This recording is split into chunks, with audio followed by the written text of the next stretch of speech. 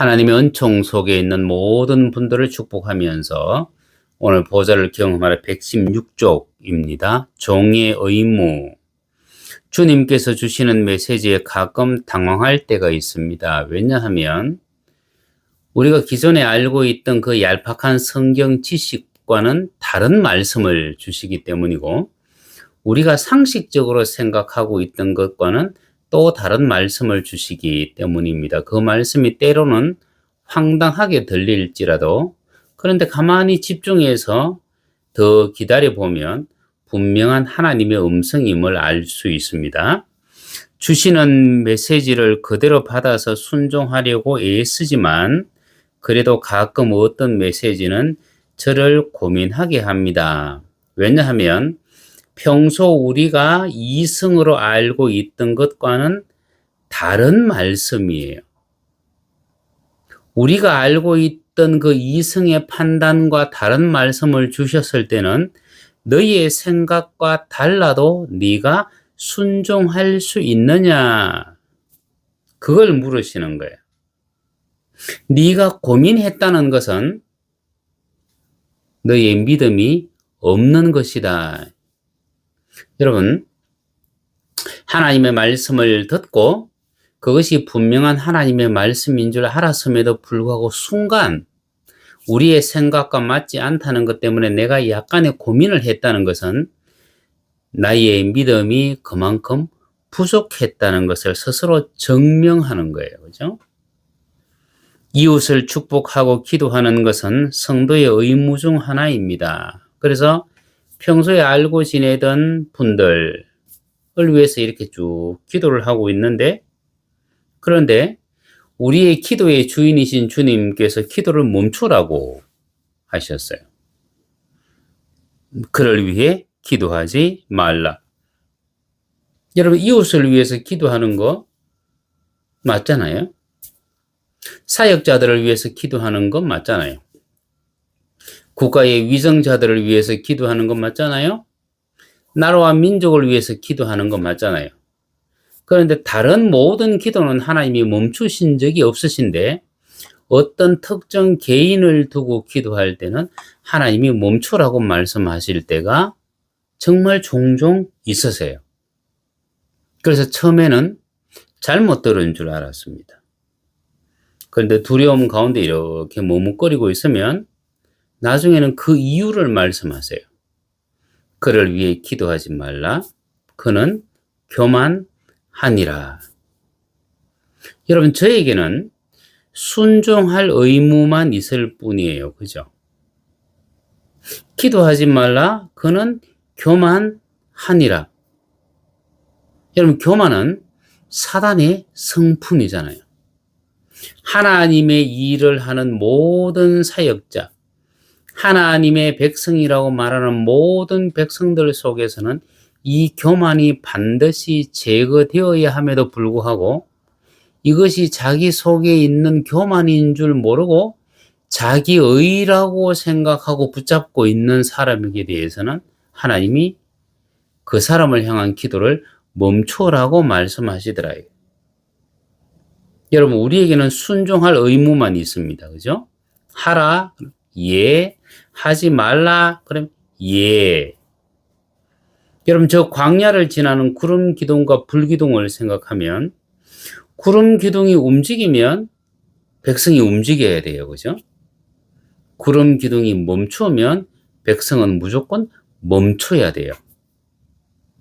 여러분, 이 구름 기둥과 불 기둥은 하나님의 임재를 상징합니다.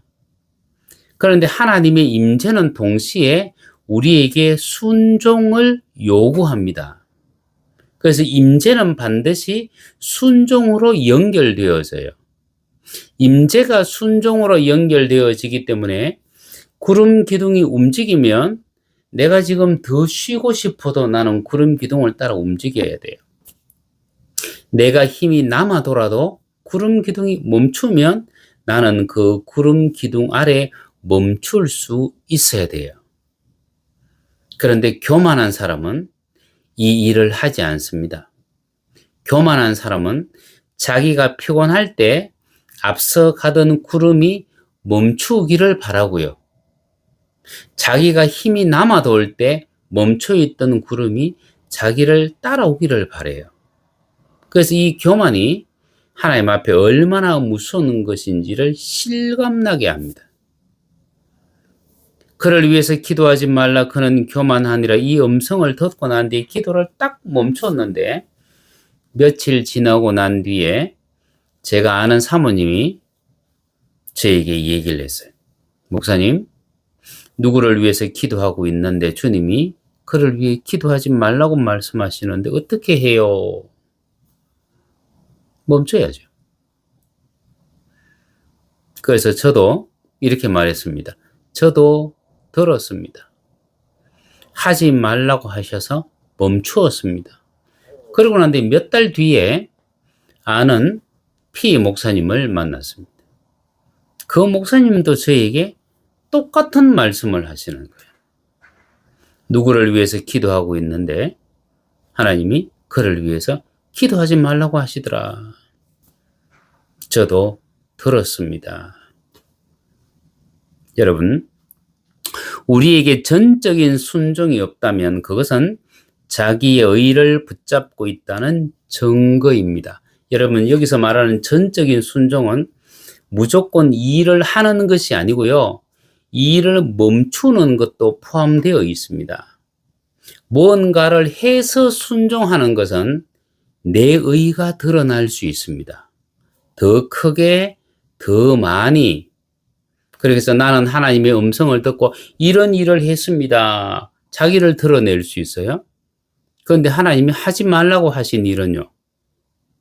나를 드러낼 수 있는 것이 하나도 없어요. 그래서 하는 순종보다 하지 않는 순종이 사실은 훨씬 더 어렵습니다. 하나님은 우리에게 우리 생각의 경계 밖에 있는 것을 말씀하세요. 우리 눈으로 보이는 것, 너머의 것을 말씀하세요. 생각 밖의 것, 보이는 것, 너머의 것. 그것을 말씀하시기 때문에 우리가 말씀에 순종하기가 그렇게 어렵다는 얘기입니다. 그래서 참된 순종은 자기 생각이 없는 사람만이 할 수 있습니다. 생각이 없다는 얘기는 죽음을 각오한 사람만이 할 수 있는 것이 참된 순종입니다. 육신의 생각은 사망입니다. 육신의 생각은 하나님과 원수입니다. 하나님의 말씀에 대한 모든 순종은 선택사항이 아니라 필수사항입니다. 하고 싶으면 하고 하기 싫으면 하지 않는 그것이 아니고 무조건 해야만 하는 것. 그런데 하나님의 말씀에 대한 순종은 반드시 뭐냐? 생명을 내어놓아야만 된다. 여러분 누가복음 1장 38절에 보면 마리아가 주의 천사에게 이렇게 말합니다. 주의 계집 종이 오니 주의 말씀대로 내게 이루어지이다. 마리아가 지금 처녀예요. 네가 잉태하여 아들을 낳을 것이라고 천사가 얘기를 합니다. 야, 우리에게도 그런 말씀을 해주면 참 좋겠죠. 그죠? 나도 이런 신앙 고백을 할 수 있으리라고 생각되어지죠. 그런데 마리아가 말하는 이 말, 주의 계집 종이 오니 말씀대로 내게 이루어지이다. 여러분, 이 말은요, 목숨을 내어놓는 말이에요. 왜냐하면 처녀가 잉태한다는 얘기는 돌에 맞아 죽을 짓이거든요.